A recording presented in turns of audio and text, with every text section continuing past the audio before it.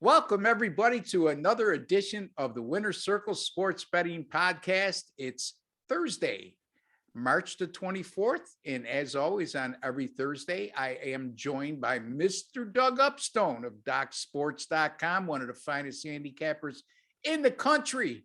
And Mr. Upstone, how are you today? I'm like what is that McDonald's sandwich where it was hot on one side and cold on the other? That's what I am. Because I'm Yeah. Ross. I'm mad from Monday. I Yeah, it's like St. Bonaventures. I wanted to take them. I wanted to take I them, but know. they got 3 games in a row on the road. Ah, jeez. And so then I watched the game. It's like, oh, just disappointed that I couldn't give the good people watching this video another winner. But you know what? I'll see if I can turn that around today. But on the good side, I've been at 2 spring training games the last 2 days. And so that's always going to put a smile on my face. Yeah. Yeah. And what did you observe? Well, the Cubs and Mariners, and with the not the Mariners have a center fielder, Rodriguez, 21. Looks like he's going to be a stud. I mean, he's a bigger guy, got all the attributes that are necessary. Looks like he knows what he's doing at the plate.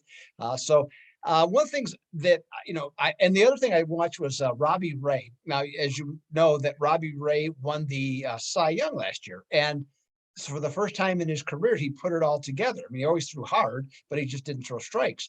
And one of the things I read in the offseason is they looked at Toronto. Somebody finally figured this out. What they did is they altered his windup, and just to the point where he recoils a little more, which made him more consistent getting his plant foot down, and he was more accurate.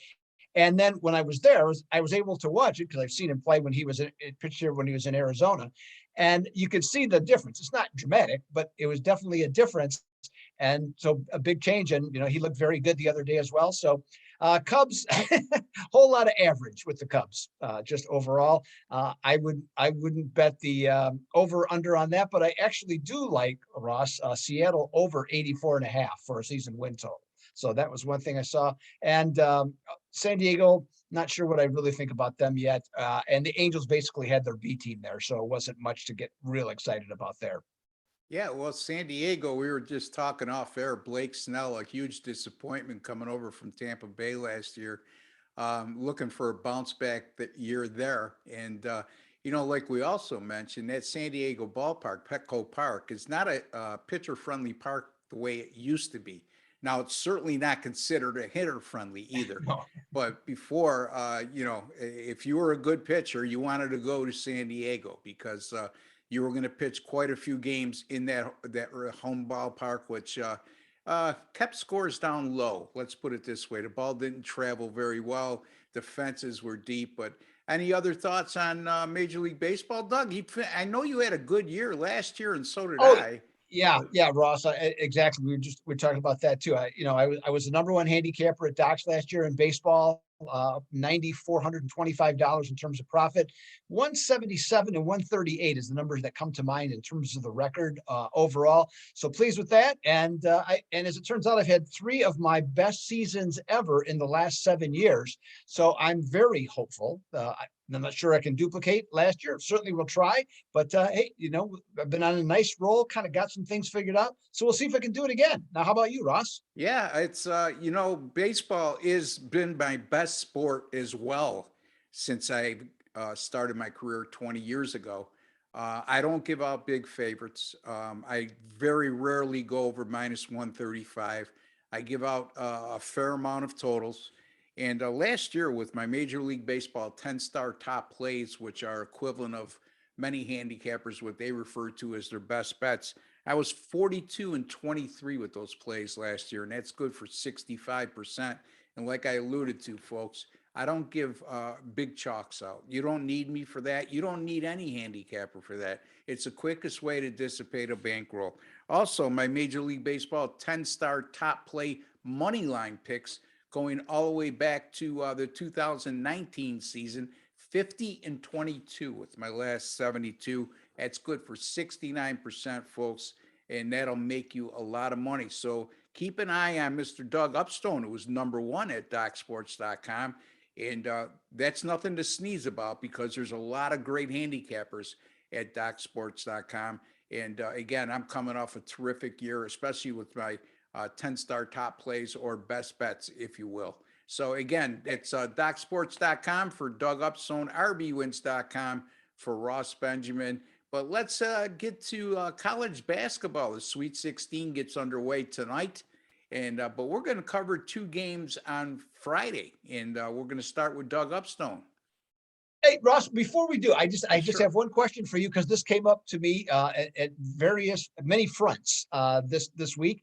And when you mentioned Major League Baseball totals, I just want to hear your opinion, and you can share it.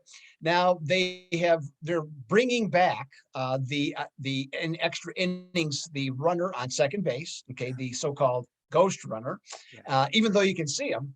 With that in mind, the what are your thoughts about that for betting totals? Because I actually talked to 5 handicappers in the business. 2 of them specifically, now maybe they were just angry about it, but they said they are not betting any totals that go 9 innings this year. They're going to say they're either betting 5 inning totals or none at all because they are because they are not taking unders and losing games in extra innings because there's going to be a guy starting on second base. Well, it's an interesting point and a valid one at that. I'm not going to let that affect me. I think me and you discussed this last year because you were of the opinion. I don't know how anybody could bet an under with these new extra inning rules. I equate it to this, Doug. The same thing could occur if you're an under player in the NBA or college basketball or in the NFL. I mean, but I'm sure that if you did this, if you researched, there's a lot more Major League Baseball games that go extra innings than NBA games going overtime, for example. But there's also 162 games played by each team per year compared to 81 in the NBA, or 82. I don't let it affect me, Doug. If it goes extra innings, it goes extra innings. I am not just specifically an under player either. So my food of thought is quite simple, that it could benefit me along the same lines too. And the games that I lose or win like that will even out. That I'm a thorough believer of that. So again, whatever I see and I feel strongly about, I don't stop to think, what if this game goes extra innings? Because the percentage of games that go extra innings are minute in comparison to what you should really worry about. And that's what your play is and what the strongest play that you can give out on that particular day. Does that make sense? Oh, of course, makes perfect sense to me. It's an It's more opinion. of a point That's of it. curiosity. Yeah, it's strictly an opinion, and I don't criticize anybody else who's on the other side of that argument, because I could see why they feel the way they did, especially if they got burned several times last year. That seems to affect our judgment at times. I try not to let that occur. It's just like losing a lot of overtime games. Doug, we've discussed this. You've mentioned Well, it. you lose overtime games? I don't know anything about that. I mean, Yeah, I well, guess it's come up. I just forgot about it. but the bottom line, even if you've had difficult luck like you've had, as great a handicapper as Doug is, he's had terrible luck when it comes to overtime games. There's never a time, I don't believe, I can't speak for you, but I would venture to say, you handicap a game and you say, I don't know if I want to use this. I think it's going to go overtime. Well, if you think it's going to go overtime, you don't feel strongly about the game to start with. Right. Okay. And you can't worry about that. Again, going overtime in hockey, for example, that's a perfect example, actually. If you have a money line play in the NHL and you're worried about overtime, well, you didn't really feel strongly about your selection to start with. Okay. And if it goes overtime, more times than not, it evens out. But Doug will tell you that's not the case with him. And Chip Chirimbus, you two should get together on this overtime topic because it could last forever. Anyway, what do you got for us in college basketball on Friday, Doug? Well, looking at the game that features, we talked about this the other day, 2 double-digit seeds. Okay, we've got Miami and Iowa State. One of these teams is going to go to the Elite Eight and face either Kansas or Providence, okay, with a chance to make the Final Four. Now, in one sense, Ross, and it obviously from one perspective, it makes perfect sense to back Iowa State because their defense is so good and they have been terrific in what they've done. And I also found this nice little angle: Sweet 16 games that have two teams that are seeded fifth or lower are 11-5 straight up and against the spread. So that would be Iowa State in this case. Now, normally I would like an angle like that, but you know what? Not this time. Okay. To me, this is a battle of two backcourts. Miami's is older, wiser, and better. Okay. I think just across the board, they have more offensive skill. With how they play, they can get up and down the court. Now, Iowa State has some capabilities of slowing them down, no question about it. But this team, Ross, is shooting 35% in the tournament. And in 4 of their last 5 games, they have shot under 40%. Okay. Now they live off being able to create turnovers. That's where a lot of their points have come in this tournament, or enough of their points. And they have made some big shots. No question about that. But you know what? I like this Jim Larinaga as a coach. Have obviously for years, just like everybody has, going back to George Mason and all the, taking a team that was, I think, an 11th or maybe a 12th seed to the Final Four back in those days. Was able to make some money going to Miami. Good for him. But I think he'll find ways to create open shots. And one of the things that you always can do against a defense like this is that you have to move the ball side to side. Don't let them dictate what goes on. And because they have some good outside shooters, they're able to get to the basket and do some things. I think they'll be fine. And they don't turn the ball over themselves as a team. Now, Iowa State will shoot a higher percentage against Miami's defense because it doesn't have a lot of size. And they're just not that good of a defensive club. However, Iowa State commits an average of 14 turnovers a game, which is a high number. And that's exactly what Miami averages in forcing teams to commit. So I think that's where they're going to get some points. So I'm looking at this, Ross. Too much offense, too much defense from Miami. I say they advance to the Elite Eight and cover the 2.5 against the Cyclones. I'm all for it. You know, all I could tell you is take all the viewers and people who watch the NCAA tournament out of their agony of having to watch Iowa State anymore. I mean, they are the most boring, ugly team to watch play. Now, give them credit. Like Doug said on our last show, they were 2-22 a season ago, and they've turned it around quite dramatically. But, it doesn't make for entertaining basketball. And you're right, Doug. I mean, this is a team that struggles to score at times. Miami, on the other hand, I believe they've shot 50% or better in like 5 of their last 8 games as well. So, and you mentioned the turnover factor. One team forces 14 turnovers in Miami per game, and the other, Iowa State, commits 14 turnovers per game. What does that equate to? Easy transition hoops. So I'm all with you. That's Doug Upstone. He likes Miami of Florida, thankfully, -2.5 against Iowa State. I'm going to take a look at the St. Peter's and Purdue game. Now, another double-digit seed in the Sweet 16, number 15 St. Peter's. I'm going to concentrate on the total in this game. St. Peter's, a lot of people, they're starting to see what a disciplined team this is. But boy, oh boy, they're extremely good defensively. As a matter of fact, going to KenPom, number 28 in defensive efficiency, number 16 in three-point defense, number 12 in two-point defense. And even though they lack size, Doug, they're number 13 in the country in block shot percentage. In other words, how many field goal attempts by the opposition and how many blocks you have, they're right up there. So again, and they've contended very well on the glass in their first 2 games. Against Murray State, they out-rebounded them by 8. And against a team that had substantially a height difference down low in Kentucky, they were only out-rebounded by 1 in that contest as well. Again, St. Peter's defensively, their last 8 games, they've allowed 54.5 points per contest. Wow. It held opponents, Doug, to 31.7% shooting over the last 8 games. That's no fluke. Defense travels. They've proven when they play teams with more athleticism and size, they still can contend. So I really feel strongly they're going to be able to control the pace in this game. It's not like Purdue likes to play real fast either. As a matter of fact, Purdue is number 206 in the country in terms of offensive tempo. They average 17.8 seconds per offensive possession. And St. Peter's, they're number 289 at 18.6 seconds per possession.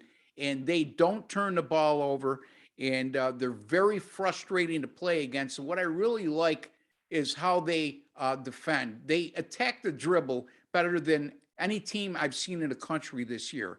Now, I'm not predicting St. Peter's is going to pull an upset here. I will say this is going to be a slower paced game, in my opinion, and one that's going to go under the total of 134. So I'm going to go with St. Peter's Purdue under 134, Doug. And you like Miami of Florida minus 2.5 over Iowa State. Any comments on my pick? Yeah, I think you're right on it there because, this team, nobody knew anything about them, but they were successful all year. And that was the thing. I played them. I went back and looked. I played them 4 different times and I went 3-1 on them, during the course of the season. So, I mean, it was definitely a team. And, with their defense, their offense in the MAAC wasn't great. But like you said, they controlled the tempo, they slowed everybody down and made them play their style. But what impressed me more was how they went with Kentucky, because they did score against Kentucky and they had that ability to. So I was very impressed just with everything. And they're just always so much under control. And you can see when you listen to their coach speak where that comes from. I mean, this guy's about as level-headed as they come from that standpoint. Certainly not anybody that I can relate to, but from the standpoint, I really like what they're doing. Yeah, and for St. Peter's fans, enjoy it because he's not going to last very long. I predict he won't even last on the market 7 days after this tournament ends.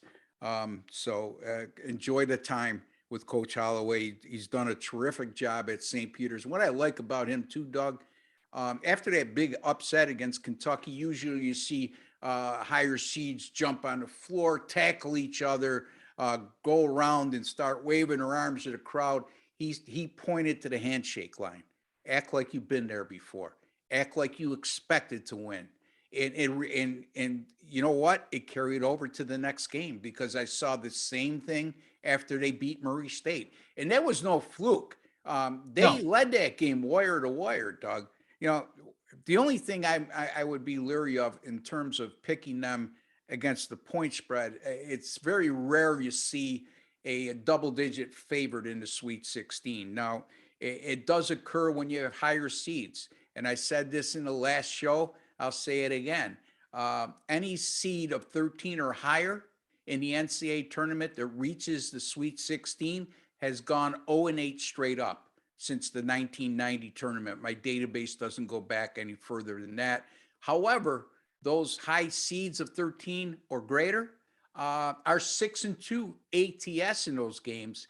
And if the seed of 13 or higher is an underdog of 7 or more, it's a perfect 6-0 against the spread. So just some food for thought. Anyway, repeating again, Doug Upstone likes Miami minus 2.5 over Iowa State.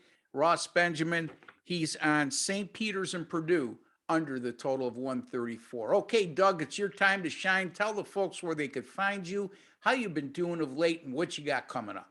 Well, Ross, it's Doug Upstone at DocSports.com. I've said that every time I've been on this show. And so check it out. This week, I've had a very good start to the week in college basketball. Obviously, we haven't had the NCAA plays to this point. We'll have some over the weekend, but a 3-0 start. Mostly thanks to Middle Tennessee. I'm not going to deny that. They've been very good to me this week. So that was a big plus there.